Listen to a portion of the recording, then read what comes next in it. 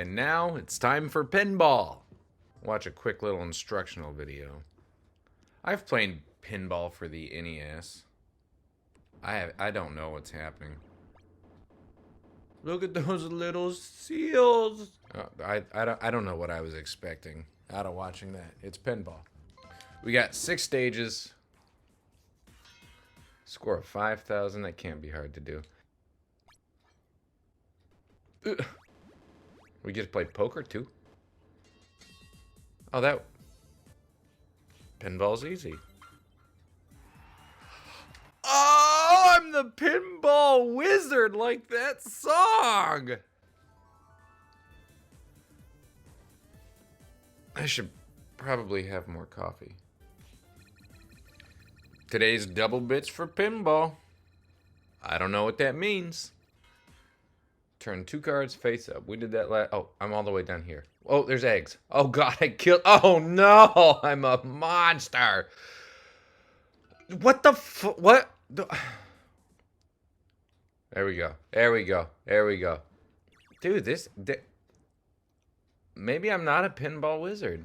What am I? Ah, yeah.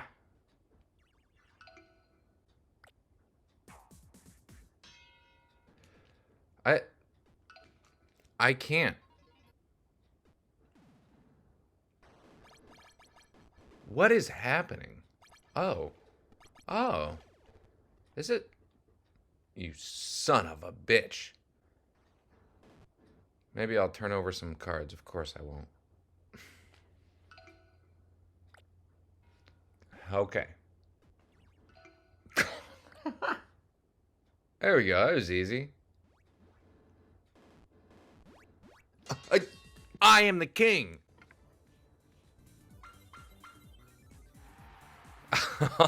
I really am a god.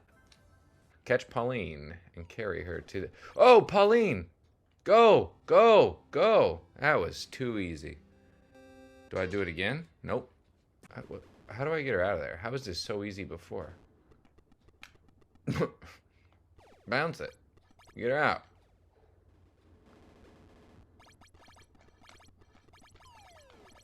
Got her. My rainbow. We should be talking about the deep and complex history of pinball. I did no research. I never do. That's a big ass piece of paper. We only got 3 stages left to discuss the entire rich history of pinball. That'll never work.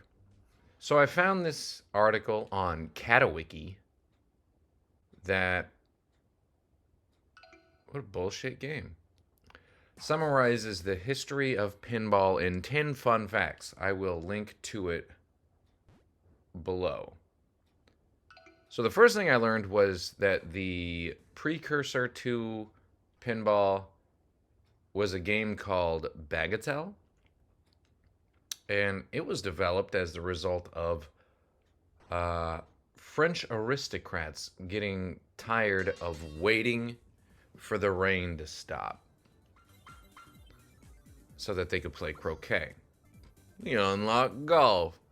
Almost as fun as pinball. So they made this tabletop game. Something to do with pegs. I don't know.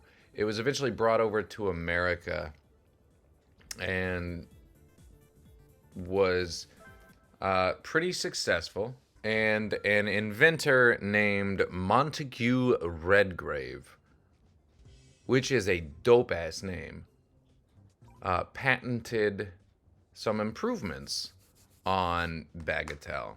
We're going to see if we can get a rainbow. So he was the one who added the... That's not going to work. He was the one who added... Oh my god. Rainbow. I don't even need to look. I already know. Oh, fuck you. Mr. Montague was the one who added the coiled spring system. So he added that coiled spring. That little boy right there. And marketed it as an improvement in Bagatelle. Eventually, This was an 1871, by the way. Can you get a rainbow run?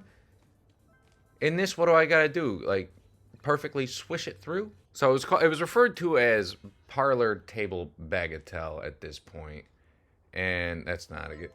It got super popular. You get high score. I'm assuming scores were probably kept manually. Get in. It's got to go right in the first try. Is this gonna be it? Of course it's not.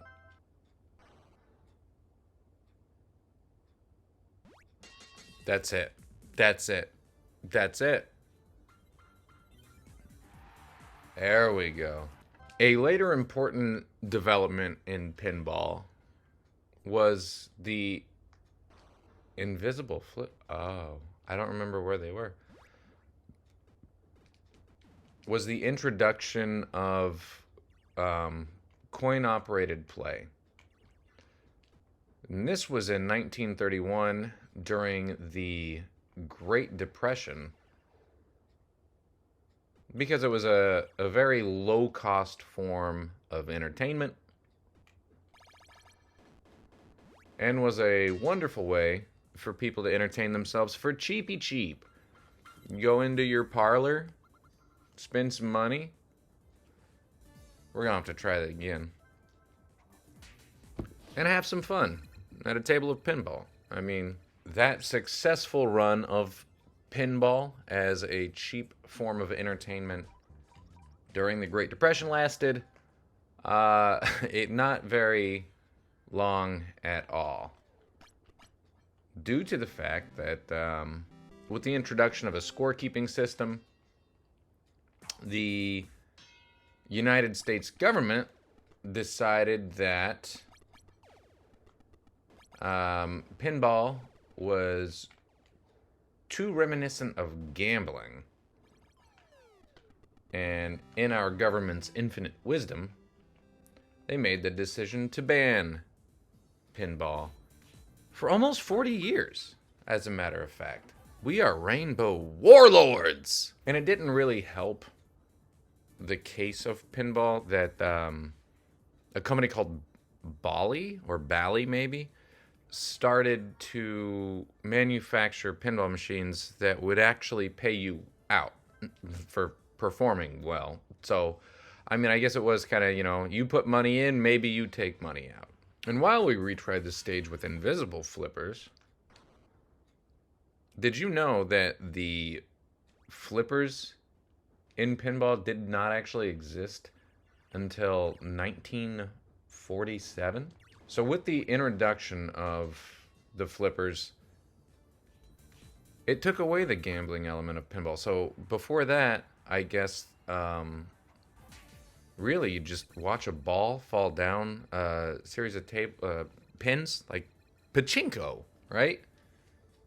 And then, depending on where it landed, it would pay you out. So, gambling. In 1947, somebody by the name of Gottlieb introduced the flippers, which took away the gambling element, made it more of a skill-based game.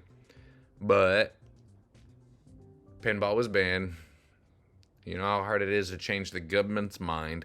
We only got one left, and we are rainbow warlords. Stage 6 out of 6. Make the seals. Oh, I would love to. I don't know how. Oh, I gotta get all those little balls. So, it was in 1976, according to my source, that that pinball, the ban on pinball was lifted after there was a raid in New York to smash all of the this is funny, and I'll get to why. To smash a bunch of pinball machines with sledgehammers, because, like, that's not mafia behavior. Our government sometimes frustrates me. But in court, it was argued that pinball was now a game of skill. And the argument To support his argument, the gentleman said, with the flippers, it's more like a game of baseball. I'm going to predict exactly where this ball will go when I hit it with the flipper. He likened it to Babe Ruth, Kerpowski's, or however that played out. As you can see, he was full of shit. There's no skill here. I've got it up there before. I am fantastic. We did all rainbows. And we're not even through the history of pinball. Let's wrap this up. So in the 1990s, the best-selling pinball machine was the result of a merger between Bally and Williams, who made really cool novelty machines. You can find some online. The best-selling one at the time was this Addams Family one.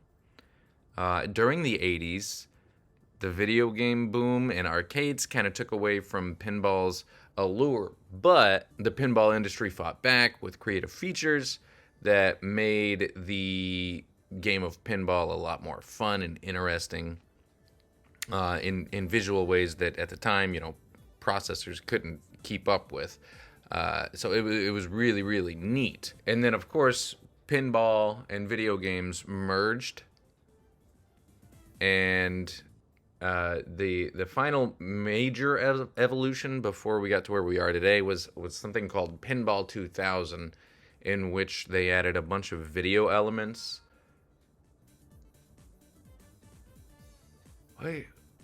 What is that? To accompany the action of the pinball table.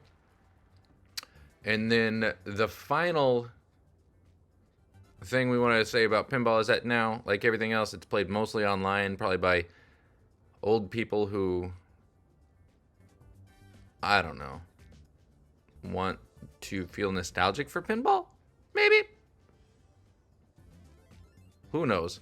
I wouldn't be surprised to learn that there were physical pinball tables that had online functionality to them, the way there's crane games in Japan where you play online.